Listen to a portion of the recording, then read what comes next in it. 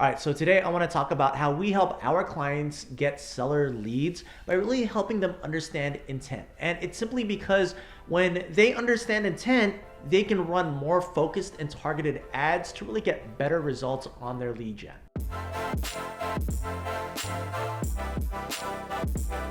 Seller leads. They are the holy grail, at least in my opinion, and really in the opinion of many of other agents, with regards to leads. Every single agent that I speak with, they want seller leads. I mean, it's easy to understand why. Sellers, they really have all the power in a transaction, especially with the way that the market is right now. It's really easier to just sit in an open house than it is to drive around buyers. And the offer process is so much simpler as well, because all you're really doing is reviewing offers instead of sending an offer and anticipating or waiting for a reply. Now, the challenge here is really getting seller leads, because let's face it, trying to convince a complete stranger to trust you with their largest asset that they own, or one of the largest assets that they own, look, it's extremely difficult. So my goal for today's little video is to break down seller's intent and really the three main reasons why homeowners decide to sell their home. And once you understand this, then marketing to these homeowners and acquiring leads will become a lot easier for you. Now, first, let me start off with really the three main reasons a homeowner would want to sell. Starting off with reason number one, which is the home itself. It could be that their family is getting too big and the home is getting too small, or maybe they're really annoyed by their neighbors, or the neighborhood is just not safe or is no longer safe, or maybe their kids are going away to college and the home is too big, or it could be that they have adult children that need to move back home, or maybe it's that they have aging parents and they need a place to stay, or maybe it's because they bought a house with a pool and they're at the point now where no one likes to go swimming. So this pool, or the upkeep of this pool, just becomes a massive waste of money. Look, these are just a few reasons, but I'm sure if you really thought about this just a little bit more, you can uncover a ton. The main point of this reason is that the home no longer meets the needs of the owner. Moving on to reason number two, which is a financial reason. It could be that money is tight, or maybe the complete opposite happened and careers changed for the better and now they want an upgrade. Or it could be that there's deferred maintenance on this house and like a new roof, and instead of wanting to deal with this deferred maintenance, they'd rather just deal the house itself.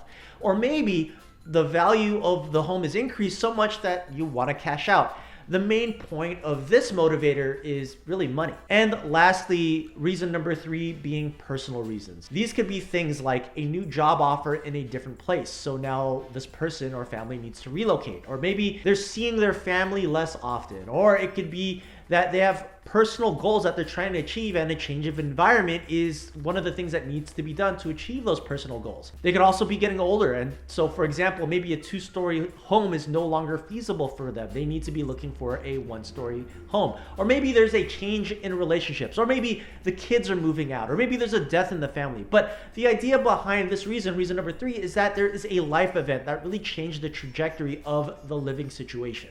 Now, what does this all mean? Like, how exactly do you use this? So for us, the way we use it is we first start off by looking at one of the reasons from the three I mentioned earlier, and we drill down on that reason. So for example, let's say that the reason is a home reason, and particularly it's that a family is growing out of their current living situation. The idea would be that we're going to create an ad focused specifically talking about families upsizing and really push into the pain of them living in their current situation. It could be the pain that they're already living in a small space as it is, or maybe the pain of not having any alone time in this small space, or maybe the fear of a growing family and not having enough room. Now, once we've been able to identify that pain, then we're going to think about a low risk and low reward investment solution that this person facing this challenge can easily do to solve it.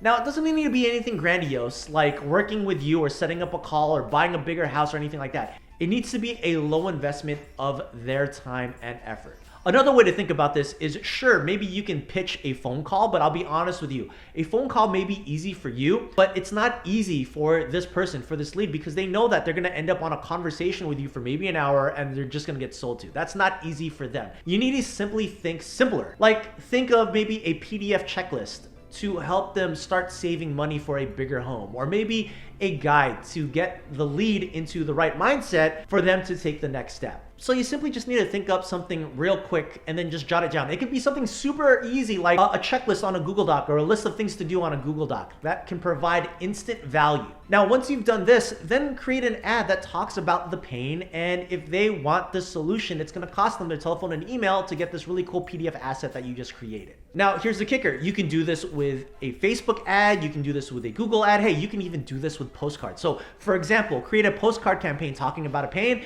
then maybe add a QR code with this really awesome asset or solution. And then if they scan the QR code, they get this really cool solution. And then from there, you'll be able to capture this lead and then start nurturing this lead and try to get them to become a client. So just to quickly recap, seller's intent is based off of really 3 reasons. Number 1 being home, number 2 being financial, and number 3 being personal.